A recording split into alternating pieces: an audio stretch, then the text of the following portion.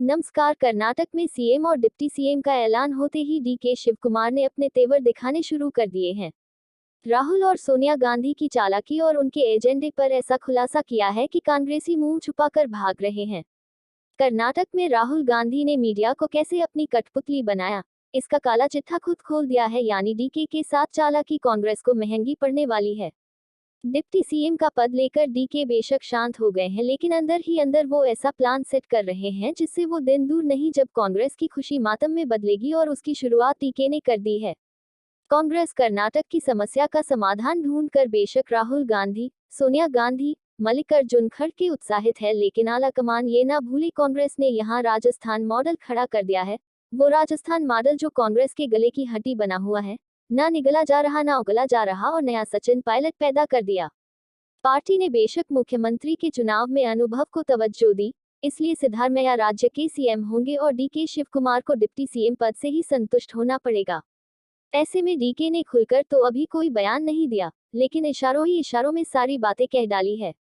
वहीं कर्नाटक मसले पर डीके शिव कुमार के भाई डी सुरेश कुमार ने नाराजगी जताते हुए कह दिया कि लंबे सफर के लिहाज से फैसला अनुचित है। यानी 5 साल सरकार चलाना कांग्रेस के लिए आसान नहीं है। डीके फिर खड़े होंगे और सबकी हवा निकाल देंगे।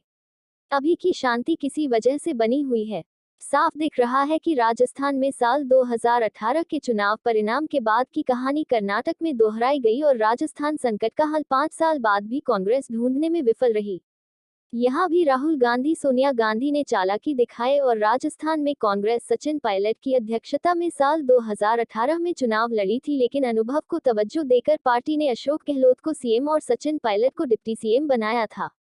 सचिन पायलट डिप्टी सीएम के साथ साथ राज्य इकाई के अध्यक्ष पद पर बने रहेंगे। इस शर्त पर कांग्रेस आलाकमान दोनों को मनाने में सफल हुआ था, लेकिन अशोक गहलोत और सचिन पायलट के बीच अदावत जारी रही और साल 2020 में तकरीबन 2 दर्जन विधायकों के साथ सचिन पायलट ने अशोक गहलोत के खिलाफ बगावत कर दी। सचिन पायलट अशोक गहलोत को हटाना चाहते थे, लेकिन सचिन पायलट की ये मुहिम कामयाब नहीं हो सकी।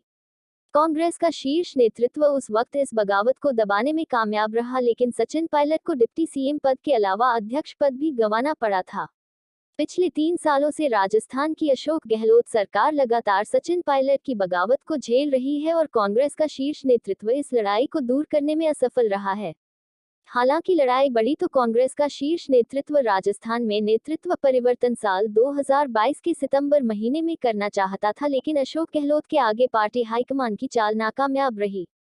गहलोत ने भी सिद्धारमैया की तरह दिखा दिया कि उनके साथ 90 से ज्यादा विधायक हैं। अगर आलाकमान ने ज्यादा आनाकानी की तो अंजाम खतरनाक होगा।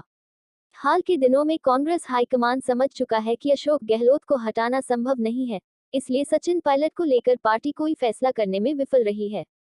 राजस्थान में अपने हक की लड़ाई लड़ने को मजबूर सचिन पायलट गहलोत सरकार के खिलाफ हाल के दिनों में पदयात्रा पर निकले। इसमें सचिन पायलट बीजेपी की वसुंधरा राजे के खिलाफ भ्रष्टाचार को लेकर कार्रवाई नहीं करने को लेकर अशोक गहलोत को घेरने में लगे हैं। यानी एक तीर से 2 निशाने लगाए गए, और अपनी पार्टी की काली चिट्ठी खोलकर उन्होंने कांग्रेस के लिए चुनावी सफर कांटों भरा कर दिया। कांग्रेस आलाकमान के लिए सचिन पायलट वो कांटा बन गए जो बार बार दुख पहुंचा रहे हैं। यही हाल अब कर्नाटक में भी हो गया है। सिद्धारमैया को कुर्सी मिलने से डीके नए पायलट बन गए हैं।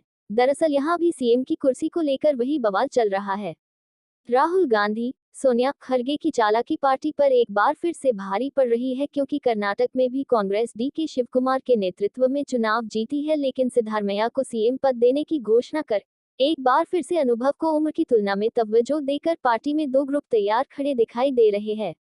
डीके शिवकुमार 62 साल के हैं और सिद्धारमैया 75 साल के। ऐसे में दोनों के बीच की अदावत को दूर करना पार्टी के लिए आसान नहीं रहने वाला।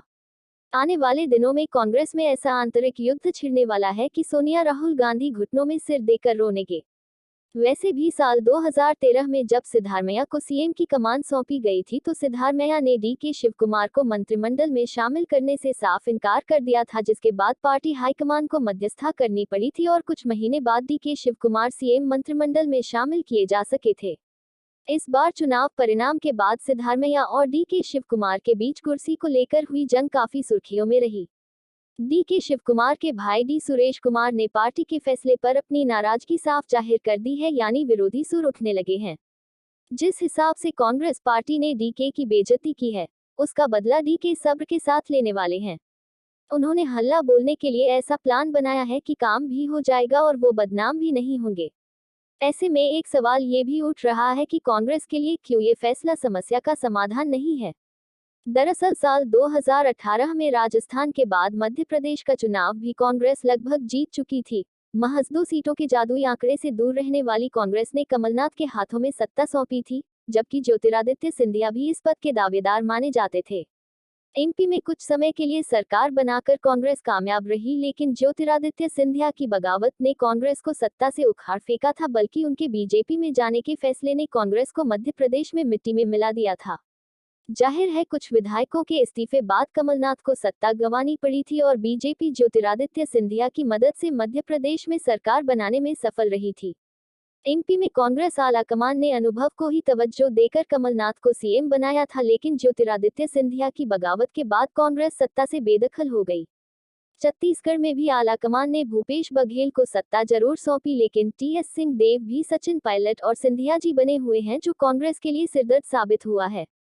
ऐसे में इस साल होने वाले मध्य प्रदेश, राजस्थान और छत्तीसगढ़ के चुनाव में कांग्रेस के लिए आंतरिक कलह को दूर करना गंभीर चुनौती है और इसका फायदा बीजेपी जरूर उठाना चाहेगी। काफी हद तक जो स्थिति बनी है, उससे तीनों जगह कांग्रेस के छक्के छुड़ने वाले हैं। कर्नाटक में सरकार बनाकर भी लोकसभा चुनाव के लिए कांग्रेस पार्टी को एकजुट रखना आसान नहीं है। लोकसभा चुनाव में कांग्रेस के सामने ये बहुत बड़ी चुनौती है। कर्नाटक में कांग्रेस पार्टी के लिए पिछले 3 लोकसभा चुनाव के विपरीत कांग्रेस के पक्ष में परिणाम लाना आसान नहीं होगा। विधानसभा चुनाव में पार्टी एकजुट थी, लेकिन लोकसभा चुनाव में एक दूसरे को नीचा दिखाकर इसको सेटल करने की संभावना ज्यादा होगी। डीके शिवकुमार पहले कह चुके हैं कि उनके नेतृत्व में पार्टी 20 से 22 सीटें जीतने में सफल रहेगी। वहीं सिद्धारमैया को ये जिम्मेवारी सौंपी गई तो कर्नाटक के लिंगायत और वोक्कालिगा समुदाय को साधे रखना कांग्रेस के लिए आसान नहीं होगा। जाहिर है सिद्धारमैया जिस समीकरण की राजनीति कर रहे हैं, उसमें लिंगायत को साधे रखना बेहद मुश्किल है और कांग्रेस इसका खामियाजा लोकसभा चुनाव 2014 और 2019 में भुगत चुकी है। इसलिए पार्टी की असली चुनौती लोकसभा चुनाव में विधानसभा की परफॉर्मेंस को तो दोहराना है, जो पिछले 3 लोकसभा चुनाव में कांग्रेस के विपरीत राज्य में नजर आया है। यानी कि आने वाले दिनों में सोनिया गांधी, राहुल गांधी बुरे फंसने वाले हैं, क्योंकि जिस कर्नाटक की सत्ता हासिल करके अभी वो जश्न में डूबे हैं, वही कर्नाटक उन्हें सदमा देने वाला है, क्योंकि तेवर दिखाते हुए डीके ने एक्शन की शुरुआत कर दी है। उनके खुलासे ने कांग्रेस को हिला कर रख दिया है। डीके शिवकुमार ने कांग्रेस के लिए काम करने वाली दलाल मीडिया की पोल भी खोल दी है। डीके ने खुलासा किया कि कर्नाटक विधानसभा चुनाव में कुछ पत्रकार कांग्रेस की जीत सुनिश्चित करने के लिए काम कर रहे थे। पत्रकारों का ये गिरोह खुद कर्नाटक कांग्रेस के अध्यक्ष डीके शिवकुमार से जुड़ा हुआ था। इसका खुलासा खुद डीके शिवकुमार ने किया है।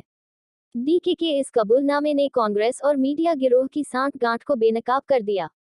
दरअसल एक मीडिया चैनल पर बात करते हुए डीके की जुबान फिसल गई। इस दौरान डीके ने चुनाव में कुछ पत्रकारों के अपने लिए काम करने का खुलासा किया। डीके ने कहा कि उन्होंने कर्नाटक में अकेले दम पर कांग्रेस की जीत सुनिश्चित की। उनके लिए 3 टीम काम कर रही थी, जो एआईसीसी यानी अखिल भारतीय कांग्रेस कमेटी से अलग थी।